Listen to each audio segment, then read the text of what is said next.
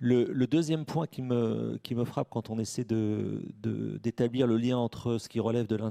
l'intérieur et de l'extérieur pour les États-Unis,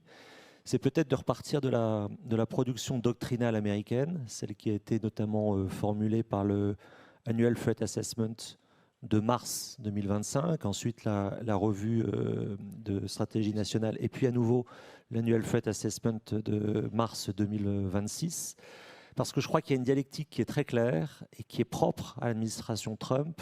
c'est celle de qu'est-ce qui est le plus important entre l'ennemi intérieur et l'ennemi extérieur désormais. C'est ça, à mon avis, qui est en train de rejouer.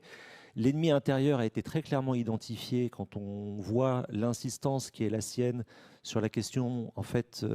prioritaire du fentanyl, c'est-à-dire la société américaine est détruite de l'intérieur par le fentanyl, par la drogue, laquelle ça renvoie à la première administration Trump, dépend en partie du soutien chinois. Et dans le Annual Threat Assessment de 2025, non seulement de la Chine, c'est rappelé, mais également de l'Inde, ce qui est un élément d'explication aussi pour le durcissement de l'attitude des États-Unis vis-à-vis de l'Inde. Évidemment, la question migratoire, qui est au centre du projet politique de Donald Trump.